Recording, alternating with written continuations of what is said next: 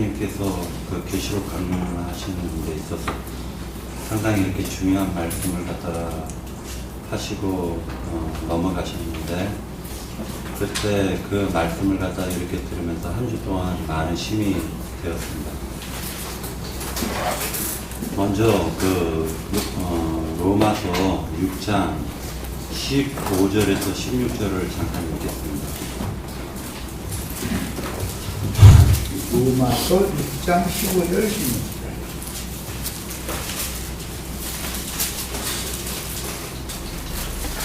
그런즉 어찌하리요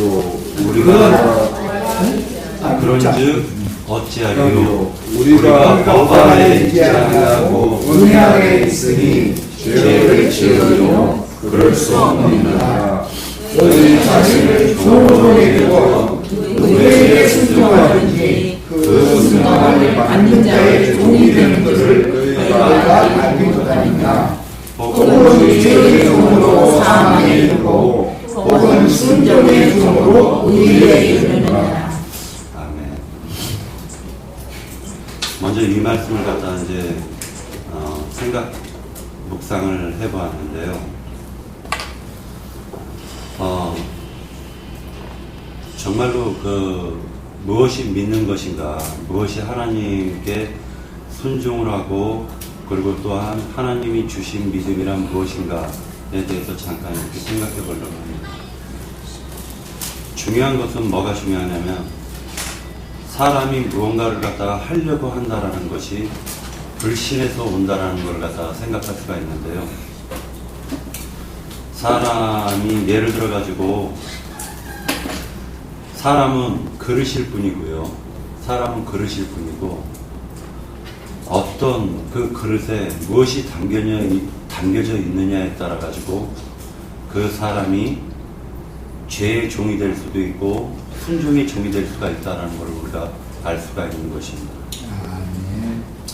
사람은 하나님께서 아담을 창조하셨을 때 아담 안에 즉 다시 얘기해 가지고 흙으로 빚어서 흙으로 빚어서 만들었는데요.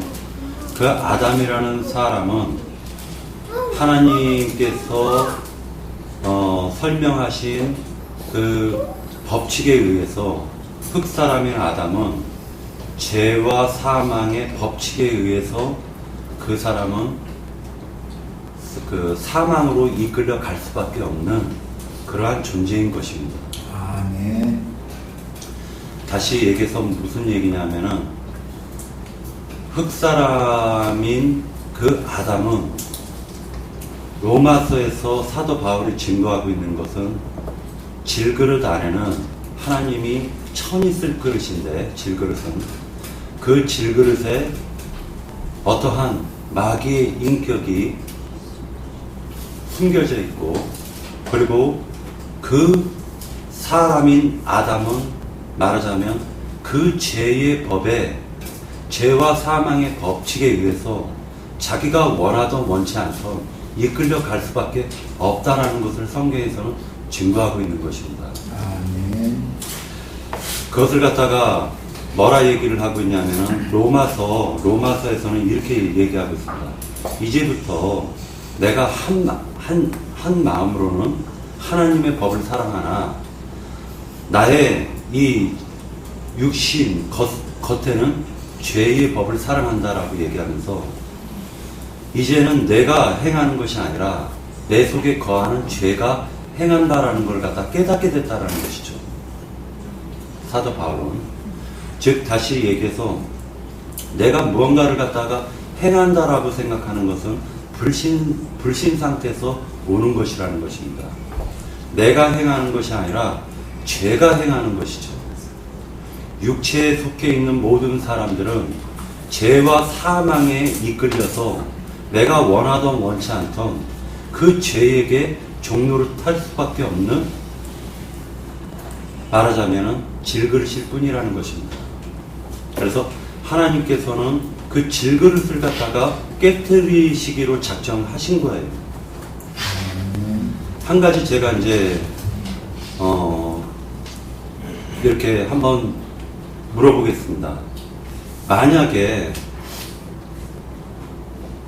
길을 가다가 어떤 불쌍한 사람을 보고 내가 만약에 도와줬다 라면 이것이 내가 행한 것일까요? 아니면 내 속에 거하는 죄가 행한 것일까요? 선한 것도요, 내 속에 거하는 죄가 행하는 것입니다. 다시 얘기해서 뭐냐면, 그 선을 갖다가 인간이 생각하는 그 선을 행하게 하는 마귀의 인격이 그것을 행하게 함으로 말미암아서 너는 거룩하다라고 착각하게 만드는 거예요. 그렇기 때문에 인간에게는 어떠한 선한 것도 어떠한 나의 속에서 나오는 옳다라고 하는 인간이 생각하는 옳다라고 하는 것까지도 모두 다 마귀의 인격에서 나온다라는 것이죠. 그러다 보니까 그 죄라는 인격이 숨어 있으면서 선악을 분별하게 만들더라는 거예요. 자, 너는 저 사람에게 불쌍해서 돈을 갖다가 몇 푼 주어줬지. 근데 어떤 사람은 저 사람에게 돈을 안 줬어. 저 사람은 나쁘고 너는 참 거룩한 사람이야 라고 착각을 일으키게 만든다는 거예요. 그래서 교만케 만들어버린다는 거죠. 사람은. 나는 저 사람보다 어떤 행동을 갖다가 더 만약에 하나님을 믿는 데 있어서 예를 들어 가지고 열심으로 하나님을 믿었다면 마귀는 뭐라 속이냐면 너가 하나님을 열심히 믿은 거야. 그렇기 때문에 하나님은 너를 갖다 사랑하시고 너에게 복 주실 거야 라고 생각하게 만들면서 지체 가운데서 믿음이 좀 부족한 사람들을 허물을 끄집어내서 비판하고 그리고 자기는 교만에 빠지게 하고 상대방은 지적하고 비판하게 만들더라는 겁니다. 무엇이 그렇게 하느냐? 죄가 그렇게 한다는 것이죠. 그렇기 때문에 이 죄라는 것을 갖다가 우리는 너무나 그 실체를 모르고 있었다. 나라는 그릇은 하나의 질그릇이 있고 그 속에 하나님 담는 말하자면 생명의 그릇이 있는데 단지 내 속에서 죄라는 것을 갖다가 내 속에 질그릇 안에 죄라는 것을 담고 그 죄가 행하게끔 하는 것을 따라가면서 죄의 종료를 타고 있을 뿐인데 그것을 내가 하고 있다라고 착각하고 있는 것이죠. 이것이 바로 사람의 인본주의요, 사람이 하나님을 불신하는 데서 나오는 것인데 김기태 형제는 사실은 이 우를 범하고 있는 것입니다. 인간이 행할 수 있다라고 하는 것은 인본주의에서 나오는 것이고 그것은 아주 악하고 더러운 영이 지금 역사하고 있는 거예요. 성경은 하나같이 사람은 겉사람은 죄로 말미암아 가지고 사람이 어떠한 행위를 하든지 간에 하나님께서는 심판하시도록 작정하셨다라는 것을 성경에서는 증거하고 있는 것입니다. 아멘. 하나님께서는 이제는 죄와 사망의 법이 아닌 그 속에 인간의 마음의 가장 깊은 양심에 하나님의 생명을 넣어주심으로 말미암아 가지고 이제는 생명의 성령의 법칙에 의해서 사람이 살아갈 수 있도록 하나님께서 이끌어 주시겠다라는 것이 성경에서 증거하고 있는 것이죠. 다시 얘기해 가지고 순종을 통해 가지고 그 순종에게 복종을 할 때 하나님이 생명을 넣어주셨는데 그 생명에게 복종을 할 때 생명의 성령의 법칙에 복종을 할 때 그는 의에 이른다라고 하나님은 증거해 주시는 거예요. 아멘. 그렇기 때문에 로마서 6장 15절 16절에서는 그러니까 너희가 죄를 지을 수 없다라는 것입니다. 이것은 무엇을 얘기하는 거냐? 바로 생명의 성령의 법칙에 의해서 살아가는 하나님과 하늘에 앉혀진 속생명은 죄를 지을 수 없다라는 것을 성경에서는 증거하고 있는 것입니다. 그러니까 내가 죄를 지어야지 내가 하나님의 선함과 의를 행해야지 해서 되어지는 것이 아니라 생명의 성령께서 내 속에 임하시면 그의 법칙에 의해서 그 속사람은 그 생명의 성령을 따라가도록 이끌어 주신다라는 거예요. 이것이 바로 무엇을 통해서냐? 순종을 통해서입니다. 아까 이제 말씀 가운데서 견인에 대해서 잠깐 질문을 하고 형제님께서 답변을 해 주셨습니다. 이 견인에 대해서도 우리가 생각을 해야 되는 것이 앞에서 견인차가 뒤에 있는 차를 끌어주는 거예요. 근데 형제님께서는 중요한 말씀을 하셨어요. 뭐냐? 하나님은 간간하시는 하나님이 아니시다. 다시 얘기해서 교회로 하나님께서는 불러내셨어요. 심령이 가난하고 심령이 곤비한 자들을 하나님께서는 그 사람들을 가난한 심령들을 교회로 내어주신 겁니다. 그리고 그 교회를 통해서 하늘의 시온산으로 이끌어 주시는 거예요.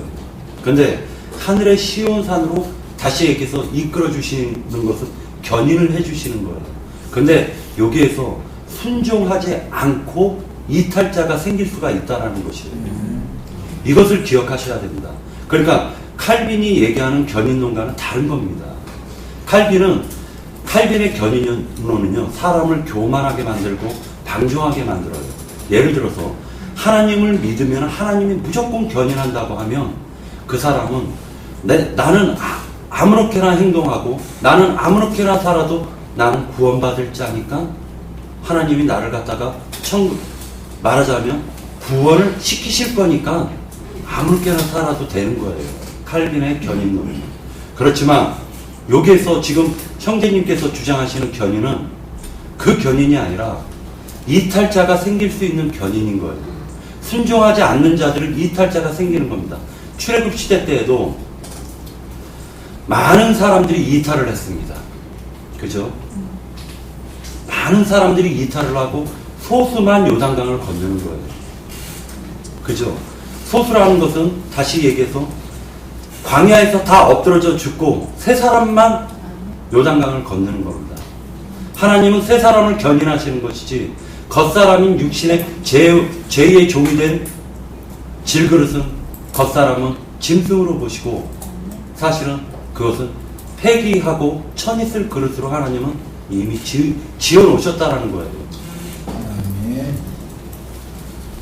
마태복음 5장에 보면 5장에서 이런 말씀을 하시고 있습니다. 마태복음 5장 21절에서는 옛사람에게 말하되 살인하지 말라라고 말씀을 하고 계십니다. 살인하지 말라라는 이 말씀은 뭐냐면은 율법에 살인하지 말아라 하면은 율법적으로 따지면은 누가 살인한 사람이 몇 사람이나 되겠습니까?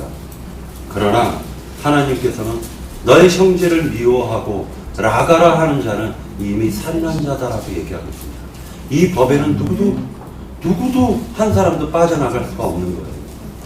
그러니까 모든 사람이 다 죄인이요 하나님께 버림받을 수 없는 짐승과도 같은 사람인데 하나님께서 그 사실을 깨달은 심령 가운데 심령들을 교회로 불러내서 지금 견인해서 하나님이 시온산으로 이끌어 가신다는 걸 증거하고 계시는 것이죠.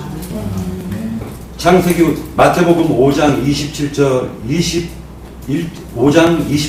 28절에는 간음하지 말라라는 말씀을 하고 계십니다.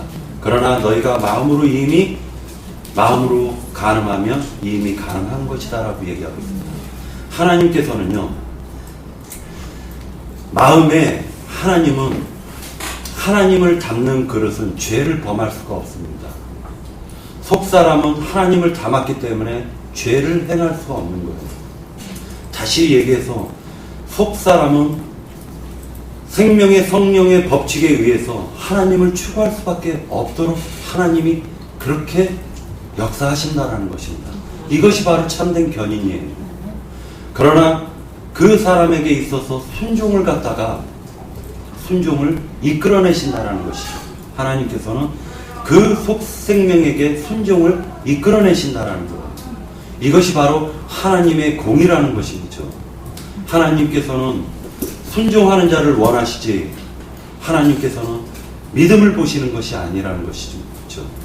믿음은 순종하는 자에게 있어서 그리스도 예수로 말미암아서 난 믿음만이 온전한 믿음이지 사람의 열심과 개인적인 선함과 옳은 행위의 믿음은 하나님이 질그릇 안에서 나오는 것이기 때문에 그것은 천히 보시고 깨뜨리실 거라는 걸 우리는 생각해야 되고 분명히 그리스도의 심판대에서는 이것은 없어질 것이고 태워질 것이고 무너질 것입니다. 이것을 분명히 우리는 생각하고 오직 온전히 나의 그릇 속에 온전히 예수 그리스도가 생명이라는 사실과 그분이 오직 진리요 길이라는 사실을 갖다가 그분이 보내신 선지자의 말을 듣고 그분이 세우신 그 교회를 힘써 나가는 것이 온전히 하나님께서 원하시는 하나님이 원하시고 하나님이 바라시는 의의 길이요 순종의 길이라는 것을 깨닫고 오늘 여기까지 마치겠습니다. 아멘. 자, 오늘 말씀인데 야곱이 예산천지로 떠나는 길을 말씀하고 있는데요. 이거를 바울 사도가 어떻게 보고 있는지를 한번 찾아볼게요. 로마서 11장 26절 7절.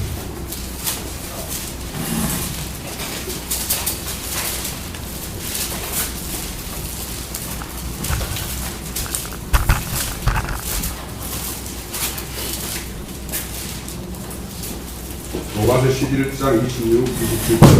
그리하여 온 이스라엘이 구원을 받으리라. 기록된 바 구원자가 시온에서 오사 야곱에게서 경건하지 않은 것을 돌이키시겠고 내가 그들의 죄를 없이 할 때에 그들에게 이루어질 내 언약이 이것이라 한다 하시니라.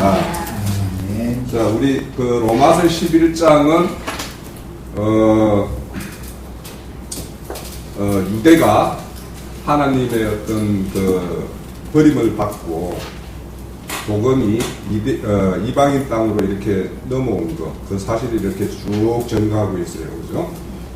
그렇지만 이제 너희들의 그들의 버림이 너희들의 그 구원이 되는 하나님의 어떤 경륜적인 걸 이렇게 말씀을 이렇게 풀어오다가 느닷없이 26절 7절에 보면 야곱의 이야기가 띄어 있어요, 그죠?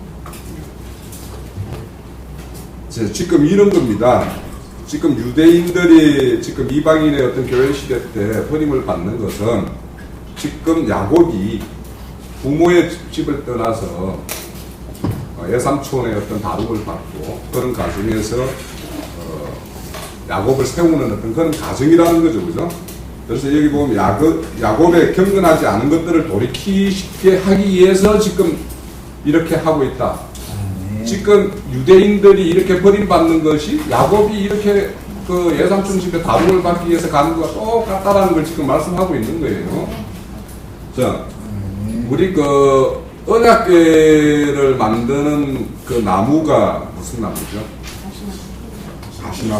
가시나무죠, 그죠? 씨띠나무라기도 하고 그 조각목이라고 해요, 그죠? 그래서 이거는 조각목은 어떤 건축 자재로 쓰기에도 참 쓸 수가 없는 어떤 조각 나는 어떤 그런 나무이기 때문에 우리가 그 항상 그 불수시계감으로 이렇게 하는 나무 중에 하나인데 하나님께서는 그 언약궤를 이 그 가시나무로 이렇게 씨띠나무 이걸 가지고 이렇게 그 만들어요, 그죠? 만들면서 그 언약궤는 안팎으로 다 금을 바르죠, 그죠? 그래서 이렇게 아무 쓸모없는 우리 인생들을 이 야곱 같은 우리를 이렇게 우리 인생 가운데 이런 정금 같은 어떤 금을 입혀서 하나님의 어떤 거룩한 그것으로 만들어가는 과정이 하나님의 우리의 구원 과정이고 우리를 세워가는 과정이에요. 그래서 이제 이거를 여기 말하는 건데 여기 보면은 그 구원자가 어디에서 온대요? 시온에서 온다고 그러죠. 그죠? 자, 우리는 시온이라는 이야기를 참 성경에서 많이 들어요. 그죠? 시온의 딸들아 이렇게 부르고. 근데 왜 아들이라고 하면 안 될까? 왜 딸로 이야기할까? 그래서 이게 시온이라는 게 원래는 그 기도원 골짜기 아주 그 요새 같은 적이 이렇게 침범하기 어려울 정도의 어떤 그런 요새의 땅이었죠. 여구스 족속이 이렇게 점거하고 있던 땅은 다윗이 그 빼앗아서 거기에다 다윗성을 세우고 나중에는 그 솔로몬이 거기에 솔로몬 성전을 세우고 이렇게 하는 거 나중에 거기에 예루살렘 성전을 세우는 그런 자리죠. 그 시온이 우리 계시록 14장에 보면은 어린 양이 서 있는 자리가 시온입니다. 여기에 보면 이제 시온에 이게 저 시편 14장에 그 가면은 이스라엘의 구원이 시온에서 오기를 원하고 그때 뭐 이스라엘이 기뻐하고 막 이렇게 한다 이런 이야기도 나오고 해요. 그래서 이게 그 시대 때 시편을 쓴 어떤 다윗 시대 같은 경우에는 이제 미래형이었죠, 사실은. 그렇지만 지금 우리에게는 시온에서 왔죠, 그죠? 어린 그 양이 살려주는 영으로 이 땅 우리한테 와 계시잖아요, 그죠? 그래서 그분이 이미 우리에게 와서 우리와 함께 하고 있다라고 하는 것이 지금 우리 18절에 보면 네가 가는 길에 내가 너희와 함께 하겠다 이렇게 하죠, 그죠? 예, 함께 하겠다라고 이야기를 해요. 그러면 이 성경에서 함께 하는 아주 대표적인 사례를 몇 가지를 좀 찾아볼게요. 자, 아까 우리 창세기 28장에 보면 내가 너와 함께 하겠다라고 15장에 했는데 하나님께서 늘 함께 해주겠다라고 할 때가 언제냐, 대표적인 거 몇 가지만 찾아볼게요. 우선 여호수아서 1장 5절에 가면 여호수아가 가나안 땅에 들어가가지고 이제 가나안 족속과 전쟁을 하기 할 때 보면 여호수아 1장 5절에 가면 그때 내가 너와 함께 해주겠다라고 이야기를 해요. 네? 그때 이야기를 하고 있고 또 두 번째는 솔로몬 성전을 지을 때 함께 해주겠다라고 이야기를 해요. 거기 역대상 28장 20절에 보면 나와요. 다음은 복음 전파할 때 아까 형제님이 말씀하셨을 때 마태복음 28장 20절에 보면 내가 끝날까지 너와 함께 해주겠다라고 하는 때 우리가 복음 전도할 때 하나님께서 우리와 함께 해주겠다라고 이야기를 해요. 그리고 또 한 가지는 이건 하나 찾아봅시다. 히브리서 13장 5절.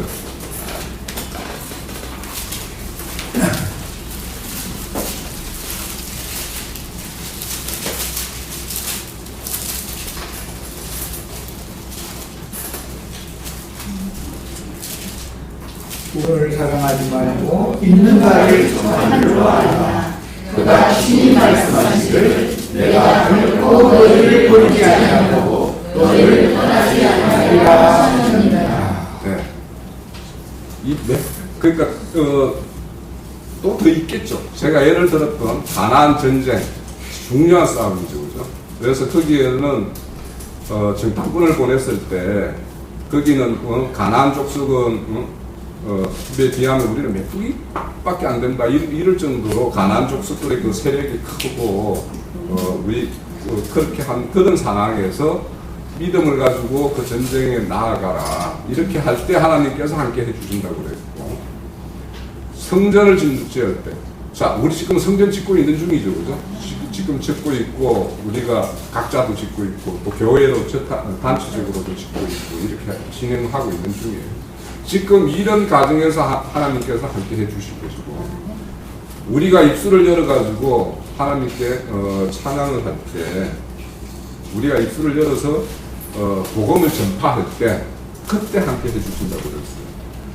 그리고 다섯 번째 돈을 사랑하지 말고 이게 얼마나 이게 인간들이 이게 물질로부터 이렇게 벗어나서 어렵다. 그렇게 한다라는 게 얼마나 어렵다라는 걸 여기서 보여주는 거예요.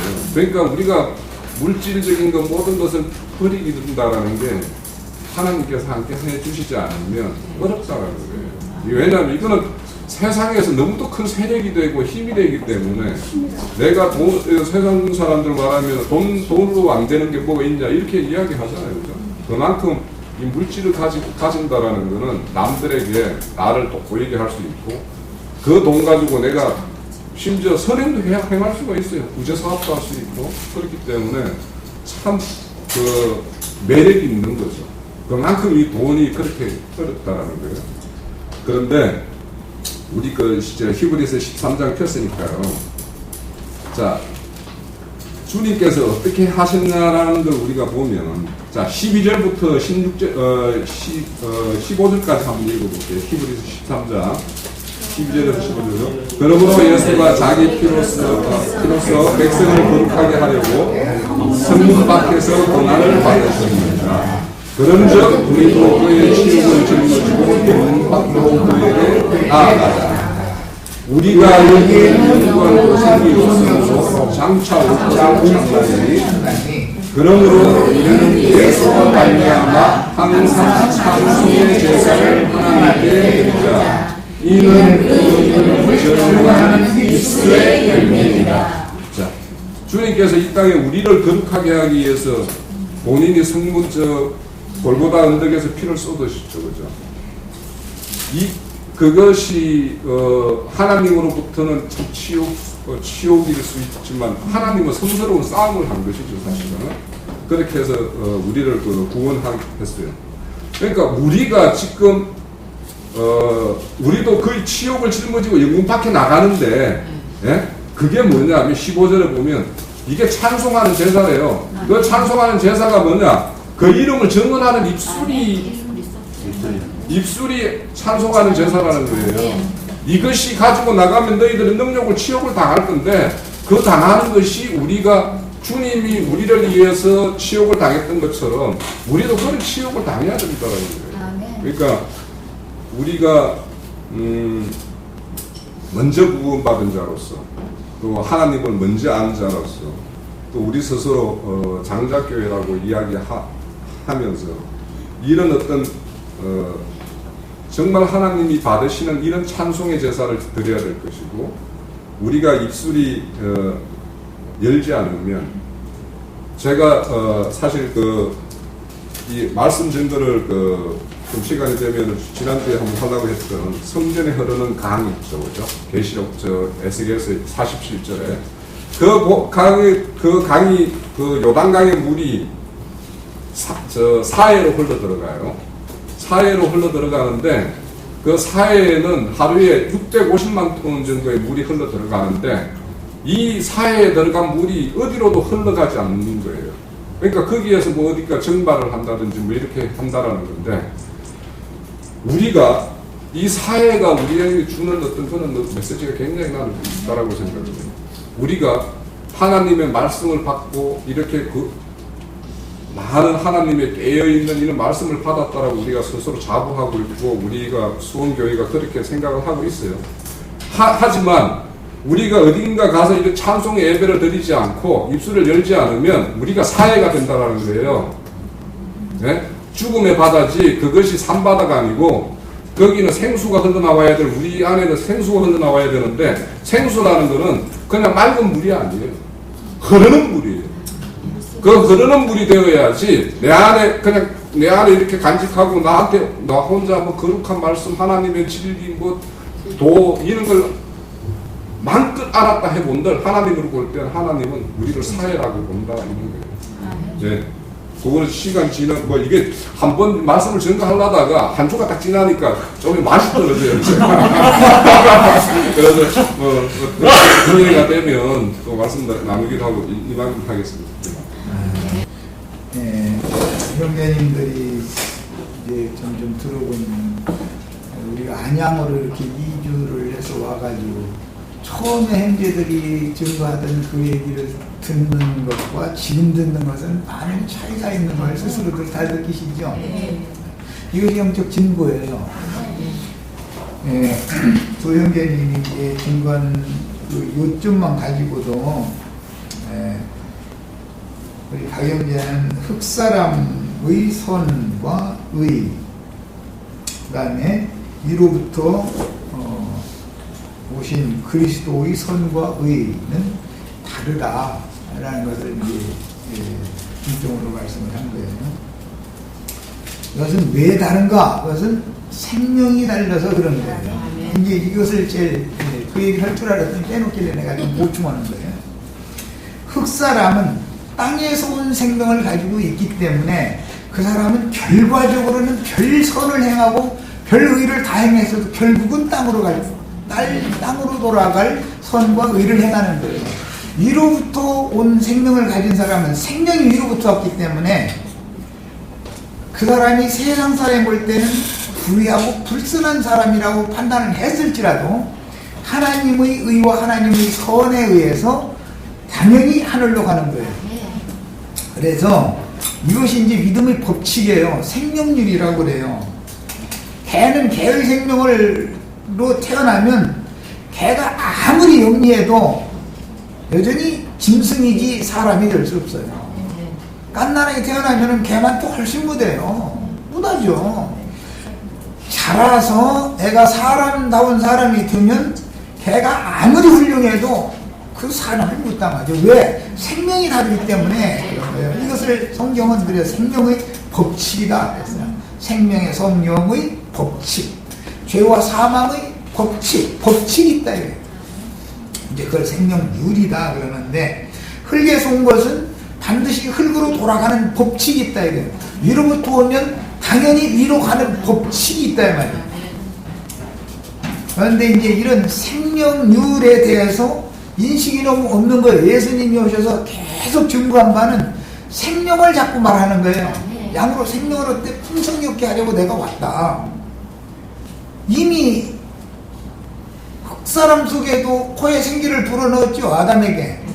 이미 생명을 받았어요. 그런데 그 생명은 완전하거나 영원한 생명이 영생하는 생명이 아니다 이게. 반드시 한 번은 죽고 흙으로 돌아가야 될 생명이다 이게.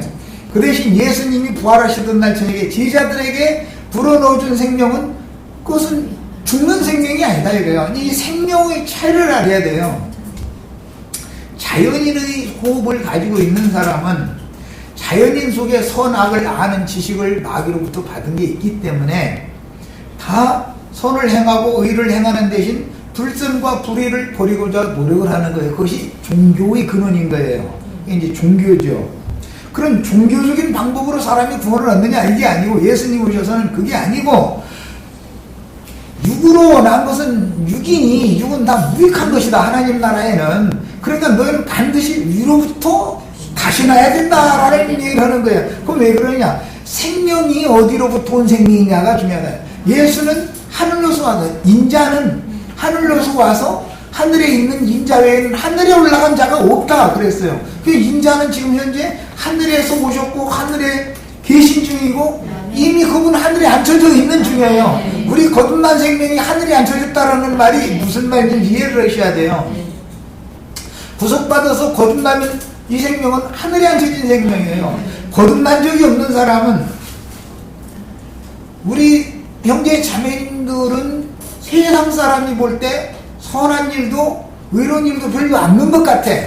그래도 형제 자매님들의 육신의 생명이 끝나기 전에 위로부터 온 생명을 온전케 하는 구원 과정을 거쳐서 속사람에게 그리스도의 의와 그리스도의 선으로 덧입혀서 신령체를 덧입혀 놓고 나면은 그 속사람은 겉사람은 벗어서 집굴로 왔으니까 집굴로 보내는 거고 속사람은 위로부터 왔으니까 위로 데려간다. 지금 그 말이에요.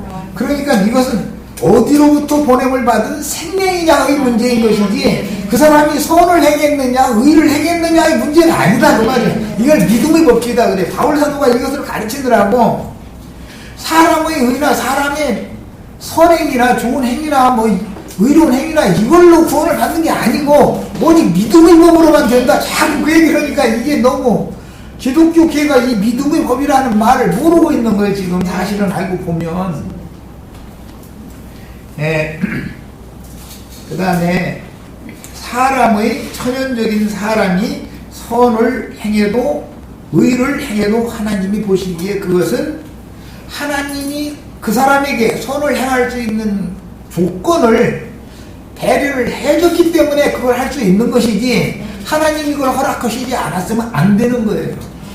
이것을 아셔야 돼. 내가 가난한 사람 있어서 예를 들어서 힘에 벅차도록 봤어. 그렇게 하신 분이 영광을 받아야지 내가 영광을 받으면 나는 위선자가 되는 것이고 마귀 자식이 되어버리는 것이다 그 말이야. 이해하셨죠? 하지 말라고 난 말하는 게 아니에요. 하시되 내가 하지 말고 주님께서 하시게 해라 그 말이야. 주님이 하셔야 되는 거다 말이야. 내가 하면은 내 속에 내 육체 속에 거하고 있는 죄가 영광을 받는다 이래요. 그러면 사람이 영광을 받는 거예요 내가. 이 차이를 알아야 된다. 그래서 사람이 의를 행하고 나서 하나님의 영광을 도둑질 당할 수 있다 그 말이야. 우리가 하나님의 영광을 도둑질하면은 마귀짓 하는 것이죠. 하나님은 이것을 절대 용납하지 않는다는 거예요. 그러면 내가 그러면 선을 행했을 경우는 그렇고 가늠을 했어. 이제 쉽게 얘기해서 그러면은 그것이 하나님께 영광이 되느냐? 그것도 하나님께 영광이 된다고 하면은 이상하게 생각할까봐 잘 새겨 들으셔야 돼. 그걸 통해서 하나님이 인간의 현주소를 가르쳐 줬으면 그가 뉘우치고 돌이켰으면 그게 하나님께 영광이 되는 거예요. 하나님은 모든 사람은 죄의 종 아니면 의의 종이에요. 의의 주인이신 하나님도 부속하신 사람을 밀어서 넘어뜨릴 수가 있어요. 왜 그러는 거예요? 교만해지면은 이걸 그대로 놔두면은 너무 엉뚱한 데로 나가버리면 하나님이 자식을 잃게 되는 거잖아요. 그러니까 너 그래? 너 그럼 하고 싶은 대로 한번 해봐 하고 하나님이 허락이 없으면 이 세상 우주 가운데는 아무 일도 안 일어나는 거예요. 마귀를 통해서 하는 일도 하나님이 허락하시기 때문에 되는 거예요. 욕을 시험하는 것도 하나님이 허락을 받아서 마귀가 시험을 하는 거예요. 하나님이 허락하심이 없으면 아무것도 안 되는 거예요. 세상 사람들이 볼 때 저 사람 개체반이야 판단했죠? 개체반 노릇을 한 것은 하나님이 마귀를 통해서 시험해보라고 허락하셨기 때문에 그렇게 된 거예요. 문제는 이제 그걸 통해서 그가 돌이킬 수 있는 기회를 얻으면 하나님이 영광을 받고 찬송이 되지만 돌아와가지고 한다 소리가 내가 그때 잘못한 걸 내가 이렇게 고쳤노라고 딱 잃어버리고 하나님 영광을 도둑질한 사람이 된다 그 말이야. 이걸 위선자라고 그래요. 그것 때문에 지옥 형벌을 받는 거예요. 이스라엘 사람들이 무슨 행동이 나빠서 지옥 형벌을 받은 게 아니에요. 위선 때문에 그런 거예요. 그들이 그럼 불선을 행하고 불의를 행했느냐? 절대 그렇지 않아요. 세리와 창녀들이 불의하고 불선한 행동을 했지 어떻게 유대교 지도자들이 불의하고 불선한 행동을 했겠어요? 말도 안 되는 소리죠. 그런데 하나님은 그들의 기도는 받지 않는다는 거예요. 스스로 의롭다, 스스로 선하다고 생각하면 벌써 너는 나와 상관없다고 말이에요. 하나님의 선과 하나님의 의에 대해서 네가 나의 영광을 도적질했다 그 뜻이다 그 말이에요. 우리는 하나님의 영광을 도적질하는 것이 제일 중요한 범죄라는 걸 아셔야 돼요. 제일 중요한 범죄 이것이. 자, 그 다음에 이제 그걸 예를 들어서 우리 이제 두 가지 죄를 예를 들었어요. 살인죄와 간음죄. 마태복음 5장에 있는 말씀했어요. 물리적인 살인죄가 있고 남을 정죄하고 판단을 해서 하나님께로부터 그리스도의 은혜에서 끊어지게 만드는 영적 살인죄가 있어요. 어떤 것이 더 중한 살인죄냐예요. 물리적으로 살인죄를 저질렀다고 해가지고 사람이 지옥에 처해지는 건 아니죠. 그것도 돌이키기만 하면 그 영혼은 구원받을 수 있죠. 그러나 너는 나아가라. 너는 미련한 놈이다 해가면서 판단을 받고 정죄를 받아가지고 주님의 은혜에서 이 속에서 부글부글 끓다 그럼 너나 잘하셔. 이제 이렇게 뭐 하나님이고 뭐고 이제 다 수업 못하고 떠나가게 만들어서 그 영혼을 그러면 그 영적 살인죄를 범한 것이죠. 이제는 지옥 형벌이다 그랬어요. 물리적으로 생각할 때 아이고 저 미련한 놈의 인간 같은 이라고 그 말 한마디 했다고 지옥 간다 그러면 그런 말 안 해본 사람 있으면 손 들어봐. 다 지옥 가야 된 게. 그게 그 말이 아니고 유대교 지도자들은 자칭 뱀의 지혜와 지식을 통해서 자신들은 지혜의 아들이다 생각했기 때문에 자신들이 가르치는 율법 교리에 대해서 반기를 든다든지 잘 따르지 않는다든지 그러면 라가 미련한 놈이라고, 지가 제일 지혜로운데 왜 저렇게 저 사람 내 말 안 듣냐 그런 뜻으로 그렇게 판단을 했었던 거예요. 그것이 살인죄다 그런단 말이에요. 지금 이제 뭐라고 성경이 말하고자 하는 의도 아셨죠? 네. 하나님이 그 사람에게 유대인들과 같은 종교적인 뱀의 지혜와 지식을 넣어주지 않은 것은 그를 지키셨다가 그리스도를 통해서 하나님의 지혜와 지식을 받아서 구원을 얻게 하려고 그렇게 한 거예요. 그들이 볼 때는 그게 완전히 버림받은 자들이었죠. 나가라 미련한 놈이다 이런 소리 들을 사람들은, 우리가 세상적으로 만약에 지혜롭고 지식이 많아졌다면 여기에 나 만나러 올 일이 없어요. 세상에 성공해가지고 당나다시 하고 있고 지금 안 맞는데도 읍면장을 할 거 아니야. 그건 뭐 동네 통반장이라고 하지. 그 무언가 잠자리 소리 들으면 여기 오기가 어려워 이게. 그런데 그 자리에 있는 사람들이, 형제인 자매님들 보면 사람이 그렇게 우주라고 미련해가지고 미련한 곰탱이처럼 미련해가지고서 이 바쁜 세상에 나가서 돈 벌어야지. 거기 가서 뭐 한다고 저 사람들처럼 뭐 믿어도 적당히 믿지 말이야. 그렇게 그냥 잃어버려. 그것이 뭐야? 그리스도의 은혜에서 사람을 멀어지게 만드느라고 판단하는 거잖아. 이것이 살인죄다 이거예요. 영적 살인죄가 더 큰 것이에요. 예, 물리적으로 유대인들은 절대 간음을 하지 않아요. 유대교 지도자들이 물리적인 간음은 절대 하지 않아요. 자기 부인 아니면 절대, 욥기 보면은 다른 여자 쳐다도 안 본다고 그렇게 해놨거든. 저희가 얼마나 어려운지. 나는 자매님들 중에 쳐다봤다서 겁이 나는데 욥은 다른 여자 자기 부인 외에는 쳐다도 안 봤대. 여자 지나가면 이렇게 휘고 앉는가 봐. 얼마나 그 정도면 얼마나 의로워요. 나는 정말 그렇게는 못 살아. 그런데 그 사람을 하나님이 의롭다고 안 했다 이 말이야. 위선자다 이거 위선자. 네 속에는 말이야 엉뚱한 거다 지금. 고개 숙이고서 딴 생각했지 그 말이야 지금. 네 마음으로 가능했지 그 말 아니야 지금. 위선 때문에 망하는 거예요. 정직해야 된다 이거 하나님 앞에는. 아니 남자는 여자를 사랑하고 여자는 남자를 사랑하는 게 하나님이 창조 질서로 지어놓은 곳인데, 남자가 여자 보는데도 청년이 됐는데 속아 다 뻗어도고, 처녀가 또 청년을 보는데도 속아 다 뻗어도고, 그럼 하나님 뜻이 이루어져야 안 이루어져요? 그럼 하나님이 창조는 목적이 있어서 다 때가 되면 다 부모가 말려도 소용없어. 우리 김자매 옆에 이제 딸 앉혀놓고는 이제 저거 이제 25살 먹으면은 엄마 아빠 말 안 들어 소용없어. 지금 분이 들은 사람이 있다는데 어떻게 할 거야. 만약에 엄마 아빠 허락 안 해주면 나 그냥 그 사람 따라서 가버리겠다는 막 이렇게까지 막 윽박지르고 나오면 그럼 데리고 와봐라 이럴 수밖에 없어. 자식 이기는 부모가 어디가 있어. 그것은 하나님의 창조 질서에 의한 것이지, 사람이 그것을 참았다고 해가지고 신부님 되고 뭐 저래 머리 깎고서 중됐다 해가지고 거룩한 게 아니다 이거예요. 그게 하나님의 말씀을 오늘날 많은 사람들이 너무 오해하고 있는 거예요. 기독교 교회에 가서 설교 들어보면은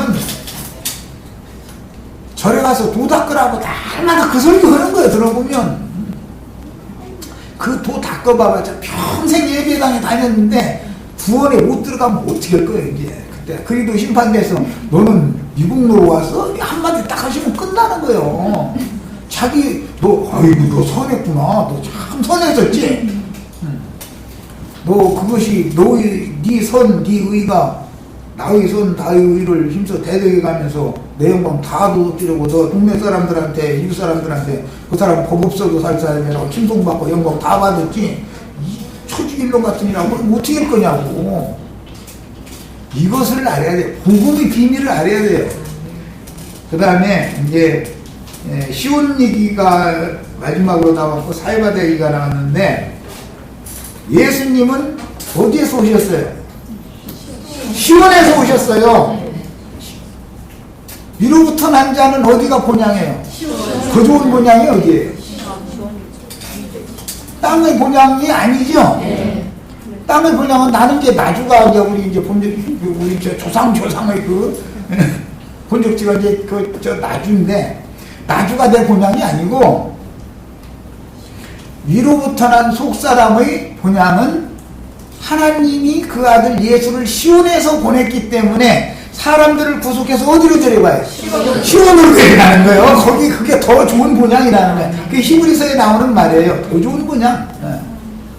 위로부터 온 자는 예수님은 하나님의 성전, 하나님의 성소가 시온에 있기 때문에 아버지께로부터 보냄을 받을 때 시온에서 와서 사람들을 구속해서 시온으로 데려가는 얘기를 하는 거예요. 그렇기 때문에 그 시온 산성에 올라가는 노래, 시온에 올라가는 노래가 구약이 계속 나와요. 이것이 뭐예요? 구원 과정이라는 것이 위로부터 온 것은 위로 가게 돼 있다. 하나님께로부터 하나님의 임재처소에서 보냄을 받았어야 하나님 임재처소 앞에, 영광 앞에 가는 거다. 이게 구원이에요. 그 다음에 사해바다와 생명의 바다가 이제 성경에 나오는데, 갈릴리 바다는 생명의 바다예요. 원래 갈릴리라는 말 자체가 생명의 풍요라는 뜻이에요. 사해바다라는 건 말 그대로 그 죽음의 바다예요. 상징이요. 똑같은 바다인데도 어느 바다는 생명이 풍성한 바다고 사해바다는 물고기가 없어요. 갈릴리 바다는 생명이 풍성한 거예요. 거기는 우리는 지금 다 갈릴리 바다에서 사는 고기들이요. 그러니까 기자들한테 고기 잡는 어부들 갈릴리 바다에서 불러낸 것이 이유가 있는 거예요. 이게 이 사해바다 근처에 사는 소돔 왕국 지역 사람들 불러내야지 왜 갈릴리 바다 사람들을 불러내겠어. 우리 형제 자매님들이 멸시받고 천대받는 지역이었지만 거기가 생명의 바다다라는 걸 꼭 아셔야 돼요. 이치를 아는 게 중요해. 여기까지 마치겠습니다.